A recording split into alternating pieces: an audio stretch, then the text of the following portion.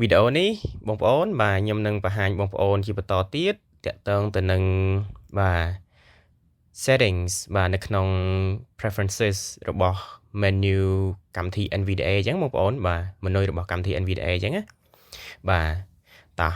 អញ្ចឹងដើម្បីចូលទៅក្នុង preferences បានយើងចុច NVDA key បូកជាមួយនឹងអក្សរ N ដែលមកពីពាក្យថា November ហ្នឹងបងប្អូនបាទទៅរក preferences NVDA menu. បាទបន្ទាប់មកចុច down arrow រកពាក្យថា preferences sub menu Preferences sub menu P. អូខេកន្លែងហ្នឹងបាទខ្ញុំបានបញ្ជាក់ប្រាប់បងប្អូននៅក្នុងវីដេអូលើកមុនហើយយើងអាចចុច right arrow បាទឬក៏ key ព្រួយខាងស្ដាំហ្នឹងក៏បានយើងចុច enter ក៏បានហើយនឹងយើងចុច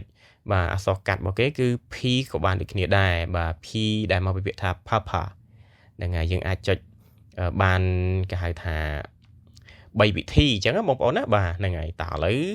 បាទកាលពីលើកមុនខ្ញុំចុច key ព្រួយខាងស្ដាំហើយ right arrow ហើយឥឡូវនេះគឺខ្ញុំចុចបាទ enter ម្ដងមើលបងប្អូនបាទតោះចុច enter ទាំងអស់គ្នា Settings. បាទ S1 of 6. អូខេអញ្ចឹង setting បាទនៅក្នុង setting របស់កម្មវិធី NVDA ហ្នឹងបាទតើមានគេខ្លះ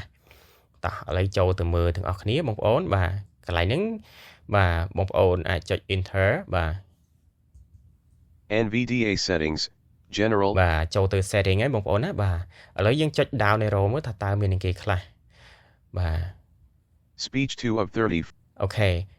អញ្ចឹងវាមាន speech បាទប៉ុន្តែនៅខាងលើ speech មិញហ្នឹងគឺមាន general នេះបងប្អូន General 1 of 30. បាទហ្នឹងហើយគឺមាន general តោះមកគឺ Speech 2 of អូ 35. ខេតោះមកមានអីទៀត Braille 3 of 35. បាទ braille បាទ Audio 4 of 35. audio Vision 5 of 35. បាទហ្នឹងហើយអញ្ចឹងធាតុនៅក្នុង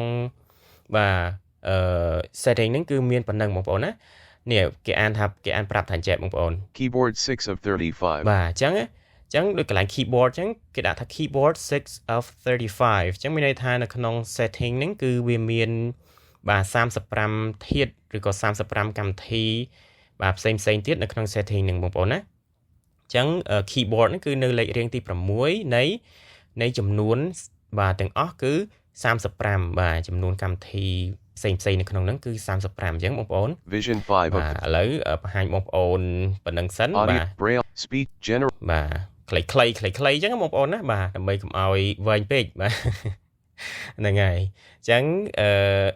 នៅវីដេអូបន្ទាប់ខ្ញុំនឹងបង្ហាញនេះបងប្អូន Speech General 1 of 30. បាទ general នេះ general កន្លែង general ថាតើមានអីគេខ្លះនៅក្នុងហ្នឹងអញ្ចឹងបងប្អូនណាបាទអញ្ចឹងអរគុណបងប្អូន